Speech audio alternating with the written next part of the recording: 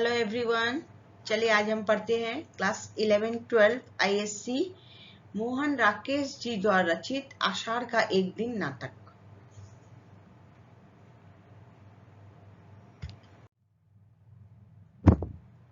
चलिए अब हम इसके पात्रों का परिचय प्राप्त करते हैं।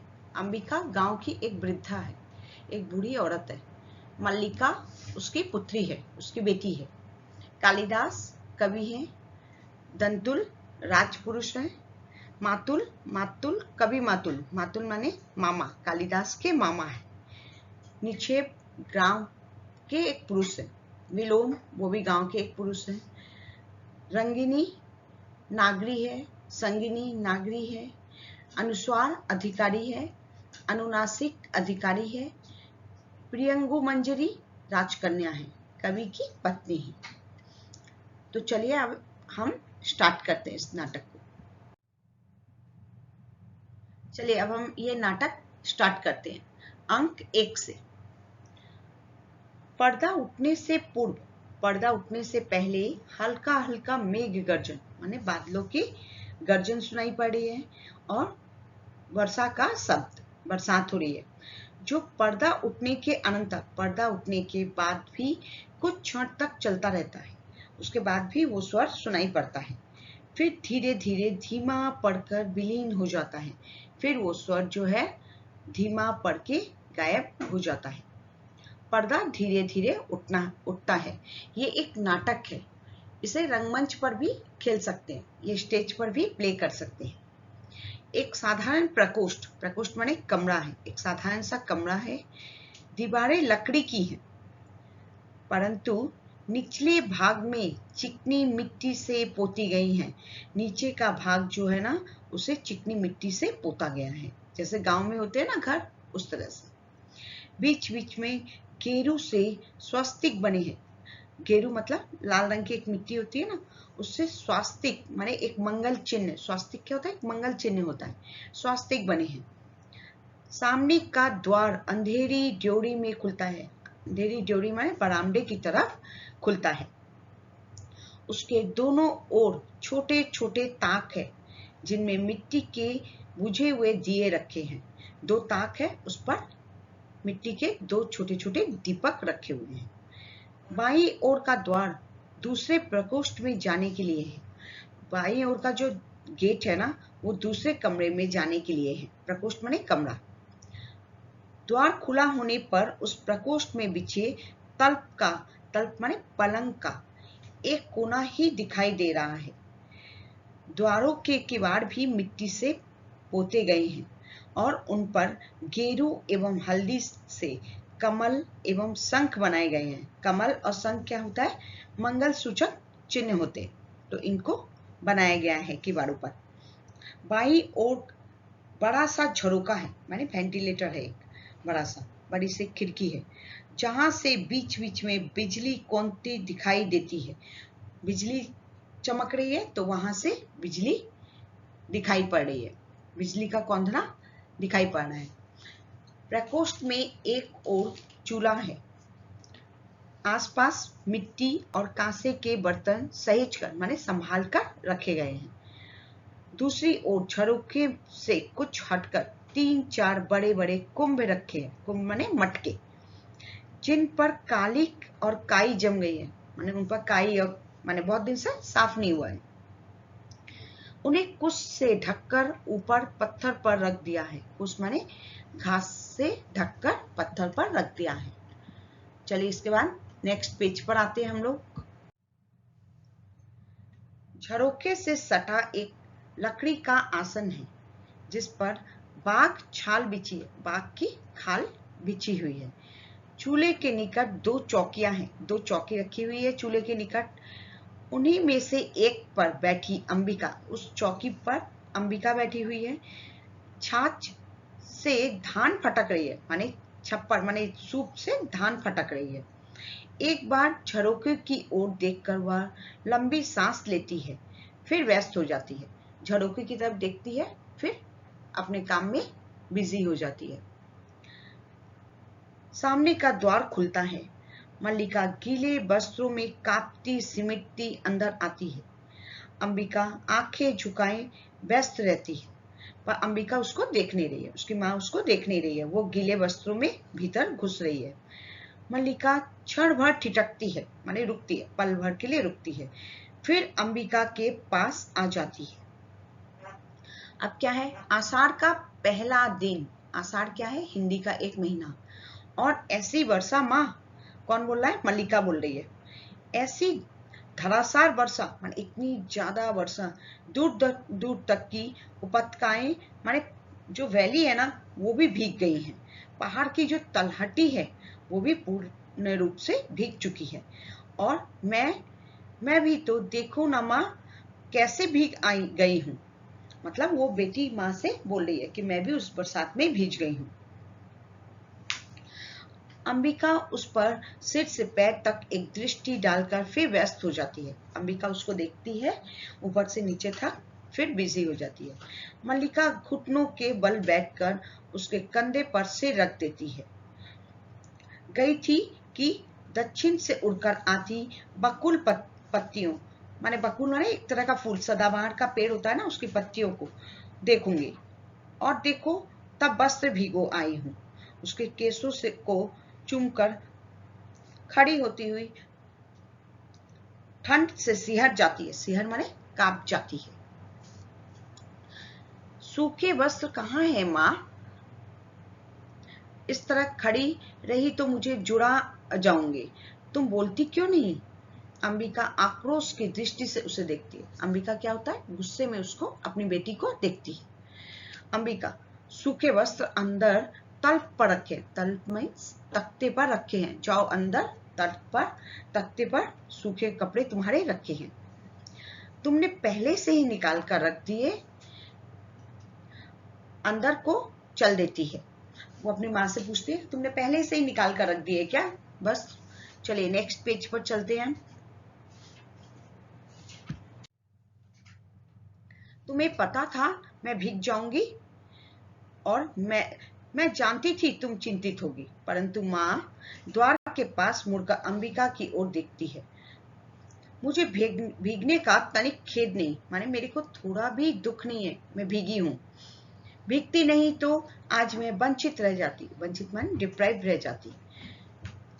द्वार से टेक लगा लेती है, टेक माने सहारा ले लेती है। चारों ओर धुंधारे मेघ घिर आए थे, मैं जानती थी वर्षा होगी, माने बहुत मेघ आ गए थे और मेरे को पता था कि वर्षा होगी।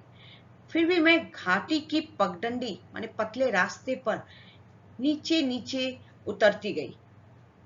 एक बार मेरा अंशुक भी हवा में उड़ा दिया, हवा ने उड़ा दिया। अंशुक माने दुपट्टा, मेरा दुपट्टा भी, मेरी ओढ़नी भी हवा ने उड़ा दी, इतनी तेज हवा चल रही थी।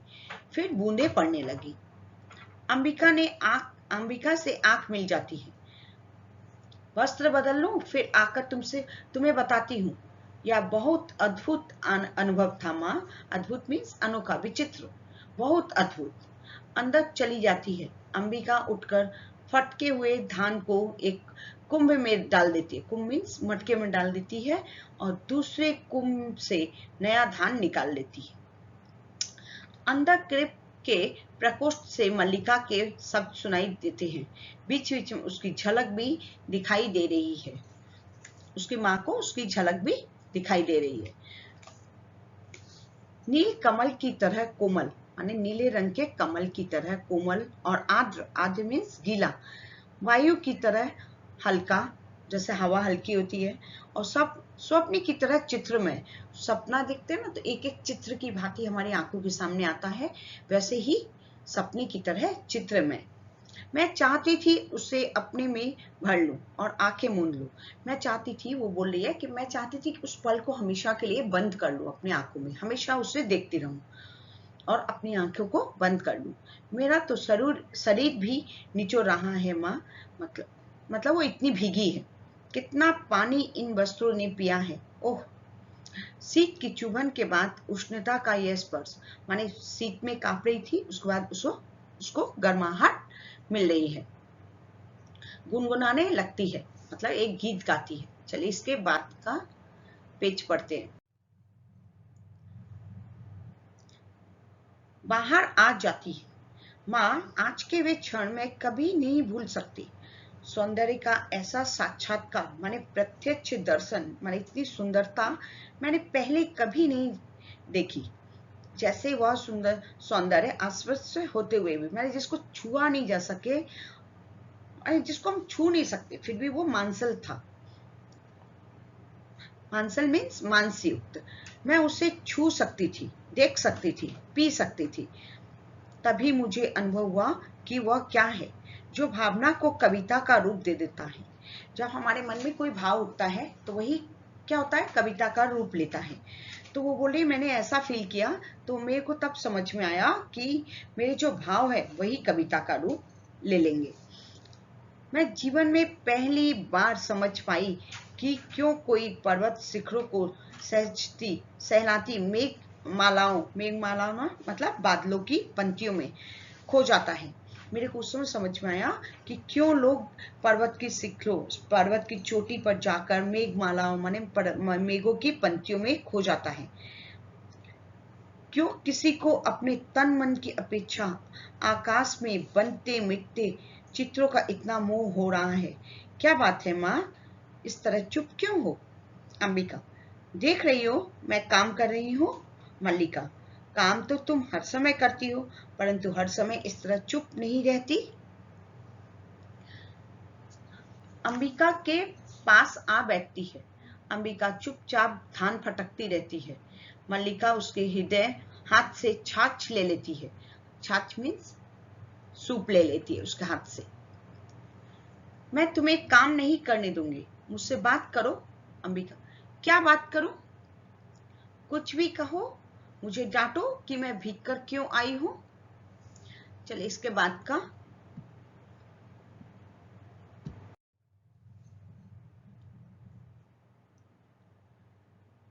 मुझे डांटो कि मैं भीग कर क्यों आई हूं, या कहो कि तुम थक गई हो इसलिए शेष धान में फटक दूं, या कहो कि तुम घर में अकेली थी इसलिए तुम्हें अच्छा नहीं लग रहा था। अंबिका, मुझे सब अच्छा लगता है। छाछ उससे ले लेती है, मैंने सूप उससे ले लेती है। और मैं घर में दुकेली कब होती हूँ, माने मैं जब घर में रहती हूँ तो मैं दुकेली, मैंने दो जन कौन रहता है मेरे साथ? तुम्हारे यहाँ रहते मैं अकेली नहीं होती, तुम रहती हो फिर भी तो मैं अकेली ही रहती हूँ। मल्लिका, मैं तुम्हें काम नहीं करने दूंगी। फिर छाछ उसके हाथ से ले लेती है और कुंभों के पास रख देती है। कुंभ माने मटके के पास रख देती है। मेरे घर में रहते भी तुम अकेली रहती हो, कभी तो मेरी निंदा करती हो, माने तुम घर में रहती हो तो मेरी निंदा करती रहती हो कि मैं घर में रहकर तुम्हारे सब कामों में बाधा डालती हूँ, और कभी कहती हो, पीठ के पीछे से उसके गले में बाहें डाल देती है। मुझे बताओ तुम इतनी गंभीर क्यों हो? अपनी माँ से पूछ रही है, मुझे बताओ कि तुम इतनी गंभीर क्यों हो? अंबिका, दूध औटा दिया है, शर्करा मिला लो और पी लो। औटा दिया है मतलब उबाल दिया है, दूध उबाल दिया है, तुम शर्करा माने चीनी मिला लो और पी लो। मल्लिका, नहीं, तुम पहले बताओ। अंबिका, और जाकर थोड़ी देर तल पर विश्राम कर लो, मुझे अभी बोलकर फिर मल्लिका बोलती है, नहीं माँ, विश्राम नहीं करना, थकी कहाँ हूँ जो विश्राम करूं? मुझे तो अब भी अपने में बरसाती बूंदों के पुलक पुलक माने रोमांच, खुशी का अनुभव हो रहा है। बरसात की जो बूंदे मेरे ऊपर पड़ी थी उससे मेरे को अभी भी खुशी महसूस हो रही है। रोम अभी तक सीज रहा है, माने रोम अभी तक माने ठंड से रोम अभी भी खड़े हो जा रहे हैं, मेरे रोए अभी भी खड़े हो जा रहे हैं। तुम बताती क्यों नहीं? ऐसा करोगी तो मैं भी तुमसे बात नहीं करूंगी। अंबिका कुछ ना कहकर आंचल से आंखें पोंछती है और उसे पीछे से हटाकर पास की चौकी पर बैठा देती है। चलिए इसके बाद का देखते हैं, उसके बाद का पेज। उसे पीछे से हटाकर पास की चौकी पर बैठा देती है। मल्लिका क्षण भर चुपचाप उसकी ओर देखती रहती है। क्या हुआ माँ, तुम रो क्यों रही हो? अंबिका, कुछ नहीं मल्लिका, कभी बैठे बैठे मन उदास हो जाता है। बैठे बैठे मन उदास हो जाता है, परंतु बैठे बैठे रोया तो नहीं जाता। तुम्हें मेरी सौगंध है माँ, जो मुझे नहीं बताओ। दूर कुछ कोलाहल और घोड़ों की टापों का शब्द सुनाई पड़ रहा है, माने घोड़ों की आवाज सुनाई पड़ रही है। अंबिका उठकर झरोखे के पास चली जाती है। मल्लिका क्षण भर बैठी रहती है, फिर वह भी जाकर झरोखे से देखने लगती है। टापों का शब्द अब निकट आकर दूर चला जाता है। मल्लिका, ये कौन लोग हैं माँ? अंबिका बोलती है, संभवतः राज्य के कर्मचारी हैं। मल्लिका, ये यहाँ क्या कर रहे हैं? अंबिका, जाने क्या कर रहे हैं। कभी वर्षा में ये आकृतियां यहाँ दिखाई देती हैं, और जब भी दिखाई देती है ना कोई अनिष्ट होता है। जब ये आकृतियां माने इस तरह की ये लोग दिखाई देते हैं, तब कुछ ना कुछ खराब होता है। कभी युद्ध की सूचना आती है, कभी महामारी की, बड़े रोग की। लंबी सांस लेती है। पिछली महामारी में जब तुम्हारे पिता की मृत्यु हुई, तब भी मैंने ये आकृतियां यहाँ देखी थी। मल्लिका सिर से पैर तक सिहर जाती है मतलब कांप जाती है। इसके बाद का पेज देखते हैं। मल्लिका, परंतु आज ये लोग यहाँ किस लिए आए हैं? अंबिका, ना जाने किस लिए आए हैं। अंबिका, फिर आज छाछ उठाने लगती है। अंबिका फिर छाछ उठाने लगती है, परंतु मल्लिका उसे वहां से पकड़कर रोक लेती है। मल्लिका, माँ तुमने बात नहीं बताई। अंबिका पल भर उसे स्थिर दृष्टि से देखती है, माने एक टक देखती रहती है उसे। उसकी आंखें झुक जाती हैं। अंबिका, अग्निमित्र आज लौट आया है। छाछ उठाकर उस अपने स्थान पर चली जाती है। मल्लिका वहीं खड़ी रहती है। मल्लिका, लौट आया है? कहां से? अंबिका, जहां मैंने उसे भेजा था। मल्लिका, तुमने भेजा था? होठ फड़फड़ाने लगते हैं, मतलब होठ कांपने लगते हैं उसके। वह बढ़कर अंबिका के पास आ जाती है। फिर मैंने तुमसे कहा था अग्निमित्र को कहीं भेजने की आवश्यकता नहीं है। क्रमशः स्वर में और भी उत्तेजना आ जाती है, और भी उत्तेजित होकर बोलती है, तुम जानती हो मैं विवाह नहीं करना चाहती, फिर उसके लिए प्रयत्न क्यों करती हो? तुम समझती हो मैं निरर्थक प्रलाप करती हूं। अंबिका धान को मुट्ठी से लेकर जैसे मसलती हुई छाछ में गिराने लगती है। अंबिका, मैं देख रही हूं कि तुम्हारी बात ही सार्थक होने जा रही है, मतलब तुम जो चाहती हो वही होने जा रहा है। अग्निमित्र वही संदेश लाया है कि वे लोग, चलो इसके बाद का देखते हैं, इस संबंध के लिए प्रस्तुत नहीं है। वे कहते हैं, मल्लिका पूछती है, क्या कहते हैं वे? क्या अधिकार है उन्हें कुछ भी कहने का? मल्लिका का जीवन उसकी अपनी संपत्ति है। वह उसे नष्ट करना चाहती है तो किसी को उस पर आलोचना करने का, माने क्रिटिसाइज करने का क्या अधिकार है? उसका जीवन है। अंबिका, मैं कह रही हूं कि मुझे अधिकार है। मल्लिका सिर को झटका कर अपनी उत्तेजना को दबाने का प्रयत्न करती है। मल्लिका, मैं तुम्हारे अधिकार की बात नहीं कह रही। अंबिका, तुम ना कहो, मैं कह रही हूं आज तुम्हारा जीवन साथी तुम्हारी संपत्ति है, मेरा तुम पर कोई अधिकार नहीं है। मल्लिका पास की चौकी पर बैठकर उसके कंधे पर हाथ रख देती है। मल्लिका, ऐसा क्यों कहती हो? तुम मुझे समझने का प्रयत्न क्यों नहीं करती? अंबिका उसका हाथ कंधे से हटा देती है।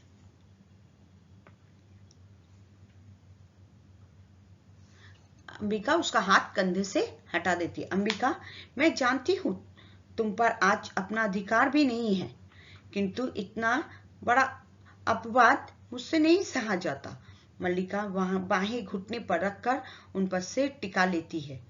मल्लिका, मैं जानती हूं मां, अपवाद होता है, तुम्हारे दुख की बात भी जानती हूं, फिर भी मुझे अपराध का अनुभव नहीं होता।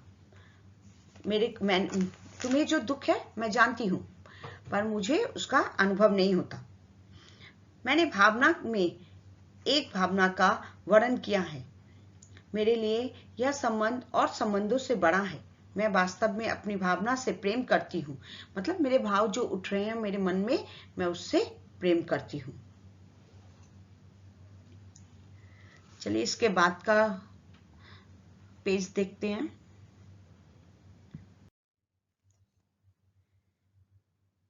मैंने भावना में एक भावना का वर्णन किया है। मैंने एक भाव को लिया है। मेरे लिए वह संबंध और संबंधों से बड़ा है। मैं वास्तव में अपनी भावना से प्रेम करती हूँ। मेरे मन में जो भाव है मैं उससे प्रेम करती हूँ, जो पवित्र है, कोमल है और अनश्वर है। अंबिका के चेहरे पर रेखाएं खिंच जाती है, माने वो चिंता में पड़ जाती है। अंबिका, और मुझे ऐसी भावना से वितृष्णा होती, माने मेरे को घृणा होती है। पवित्र, कोमल और अनश्वर। मल्लिका, माँ तुम मुझ पर विश्वास क्यों नहीं करती? अंबिका, तुम जिसे भावना कहती हो वह केवल छलना और आत्म प्रवंचना है। भावना में भावना का वर्णन किया है। भावना में भावना का वर्णन किया है। मैं पूछती हूँ, भावना में भावना का वर्णन क्या होता है? उसमें जीवन की आवश्यकताएं किस तरह पूरी होती हैं? भावना में भावना का वर्णन है। मल्लिका क्षण भर छत की ओर देखती रहती है। मल्लिका, जीवन की न्यून आवश्यकताएं ही तो सब कुछ नहीं होती। माने छोटी छोटी आवश्यकताएं तो सब कुछ नहीं होती माँ, उनके अतिरिक्त भी तो बहुत कुछ होता है। अंबिका फिर ध्यान भटकने लगती है। अंबिका, होगा, मैं नहीं जानती। मल्लिका कुछ क्षण अंबिका की ओर देखती रहती है। मल्लिका, सच तो यह है माँ कि गांव के अन्य व्यक्तियों की तरह तुम्हें भी उन्हें संदेह और वितृष्णा की दृष्टि से देखती हो। अंबिका, गांव के अन्य लोग उसे उतना नहीं जानते जितना मैं जानती हूँ। क्षण भर दोनों की आंखें मिली रहती है, दोनों एक दूसरे को देखती रहती हैं। तो चलिए इस वीडियो में हम लोग यहीं तक पढ़ेंगे। इसके बाद का भाग हम लोग नेक्स्ट वीडियो में पढ़ेंगे। हम लोग इसको छोटे छोटे पार्टों में पढ़ेंगे। इसके बाद का भाग आप लोग नेक्स्ट वीडियो में देखिएगा। धन्यवाद। अगर वीडियो पसंद आया है तो लाइक और सब्सक्राइब कीजिए। Thank you.